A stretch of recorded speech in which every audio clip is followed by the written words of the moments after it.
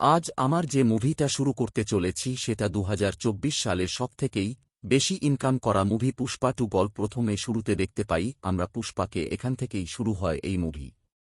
যেখানে শ্রমিকরা হতবাক হয়ে যায় যখন তারা দেখে যে একটি কন্টেইনারের ভেতর পুষ্পা, অল্লু অর্জুন লুকিয়ে আছে। শ্রমিকরা বন্দরের নিয়ন্ত্রক মাফিয়া বসদের ডাকে। পুষ্পা কোনো খাবার বা পানি ছাড়াই ৪০ দিন ধরে সমুদ্রে টিকে ছিল। সে মাফিয়াদের আক্রমণ করে এবং জানতে পারে যে তাদের প্রধানের নাম হিরোশি। সে তাদের অনেককে হত্যা করে, তবে শেষে তাকে গুলি করা হয় এবং সে সমুদ্রে পড়ে যায়, যা একটি ফ্ল্যাশব্যাক ট্রিগার করে। পুষ্পা পুলিশ অফিসার বানোয়ার সিং শেখাওয়াত, ফাহাদ ফাসিল কে অপমান করার পর সে একজন ক্ষমতাশালী পাচারকারী হয়ে ওঠে, আর শেখাওয়াত আত্মগোপনে চলে যায়। শেখাওয়াত গোপনে এক শ্রমিকের ছদ্মবেশ ধারণ করে এবং এক বিশাল লালচন্দন চালান আটকায়।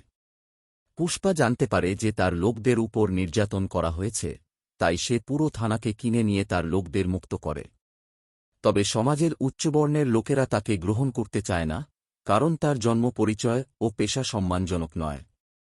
পুষ্পার সবচেয়ে কাছের বন্ধু কেশবা মন্ডেলু, জগদীশ প্রতাপ বান্ডারি। এদিকে পুষ্পা অন্ধ্রপ্রদেশের মুখ্যমন্ত্রী নারসিমা রেড্ডির আরুকালাম নরেন সাথে দেখা করতে চায়, তবে রাজনৈতিক সমস্যা এড়ানোর জন্য মুখ্যমন্ত্রী তার সাথে ছবি তুলতে অস্বীকার করেন। পুষ্পার স্ত্রী শ্রীভল্লী রাশমিকা মন্দান্না চেয়েছিল যে তার স্বামী মুখ্যমন্ত্রীর সাথে সম্পর্কযুক্ত বলে দাবি করতে পারেন। অপমানিত হয়ে পুষ্পা সিদ্ধান্ত নেয় যে সে সিদ্ধাপ্পা রাও রমেশ কে মুখ্যমন্ত্রী বানাবে এবং লালচন্দন পাচার করে ৫০০ কোটি টাকা সংগ্রহ করবে। পুষ্পা কেন্দ্রীয় মন্ত্রী কোগাতাম্বিরা প্রতাপ রেড্ডির জগপতি বাবু সাথে চুক্তি করে। প্রতাপ রেড্ডির ভাই সুব্বা রেড্ডি তার প্রধান সহকারী। প্রতাপ হতবাক হয়ে যায় যখন পুষ্পা তাকে প্রথমে ৩০ কোটি টাকা ঘুষ দেয়। সে বুঝতে পারে যে পুষ্পা টাকা বা ক্ষমতার ভয় পায় না। পুষ্পা মালদ্বীপে গিয়ে আন্তর্জাতিক ক্রেতা হামিদের সৌরভ সচদেবা সাথে ২০০০ টন লালচন্দন বিক্রির জন্য ৫,০০০ কোটি টাকার চুক্তি করে। হামিদ বুঝতে পারে যে ভারতে কেবল একজন প্রকৃত রেড লালচন্দন সরবরাহকারী আছে, আর সে হল পুষ্পা। অন্য সবাই কেবল মধ্যস্থতাকারী।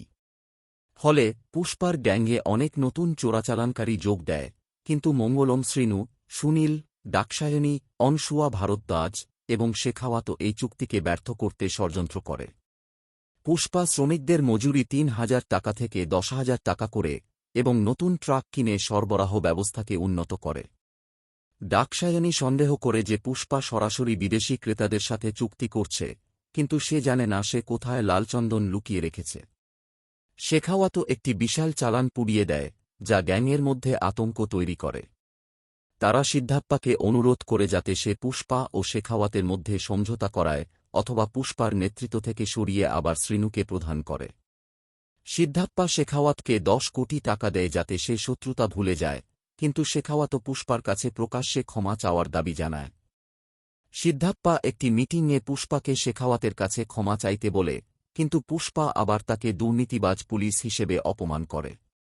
রাগান্বিত শেখাওয়াত সিদ্ধান্ত নেয় যে সে আর কোনো লালচন্দন পৌঁছাতে দেবে না।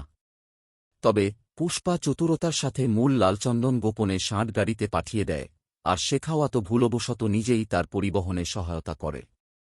মিডিয়ায় শেখাওয়াতকে প্রশংসা করা হয়, কিন্তু শ্রীনু বুঝতে পারে যে আসল লালচন্দন কাঠ ট্রাকে ছিল না। শেখাওয়াত গোপনে ট্র্যাকিং করে জানতে পারে যে পুষ্পার চালান রামেশ্বরম হয়ে শ্রীলঙ্কায় পৌঁছেছে। কিন্তু হামিদের দল ধরা পড়ে এবং দুর্ঘটনায় জড়িয়ে পড়ে, যেখানে হামিদ গুরুতর আহত হয় ও জাক্কা রেড্ডি সন্মুখ মারা যায়। হামিদ জানায় যে লালচন্দন কাঠ জাপানে যাচ্ছে এবং টাকা পাচারের মাধ্যম ছিল হাওয়ালা, কিন্তু শেখাওয়াত তাকে হত্যা করার আগে সে জাপানি দালালের নাম বলতে পারেনি।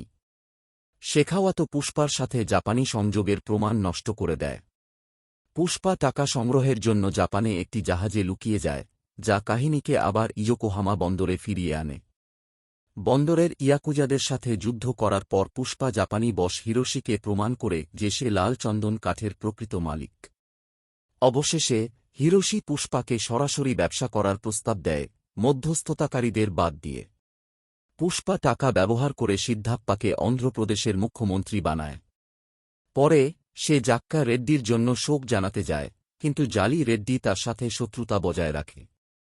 শেখাওত বুঝতে পারে যে তার ধরা লাল চন্দন কাঠ নকল ছিল এবং রাগে গুদাম জ্বালিয়ে দেয়, যেখানে সে সম্ভবত মারা যায়।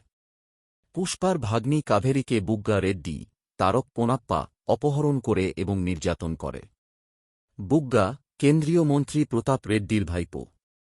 প্রতাপ বুগ্গার জন্য দর কষাকষি করতে চায়, কিন্তু পুষ্পা প্রতিশোধ নিতে বুগ্গা ও তার দলকে নির্মমভাবে হত্যা করে। পাশাপাশি প্রতাপ রেড্ডির ভাই সুব্বা রেড্ডিকেও হত্যা করে। বুগ্গার অন্ত্যেষ্টিক্রিয়ায় প্রতাপ রেড্ডি, শ্রীনু, দাক্ষায়ণী, জালি রেড্ডি ও অন্যান্য শত্রুরা পুষ্পার বিরুদ্ধে প্রতিশোধের শপথ নেয়। প্রতাপ রেড্ডি এক অজানা ব্যক্তির খোঁজ নেয়, যে অন্ত্যেষ্টিতে ছিল না। পরবর্তীতে পুষ্পার ভাই মোহন তার ভুল বুঝতে পারে এবং তার পরিবারকে গ্রহণ করে। কাভেরীর বিয়েতে সবাই মিলিত হয়, কিন্তু ঠিক তখনই এক অজ্ঞাত শত্রু বোমা বিস্ফোরণ ঘটায়।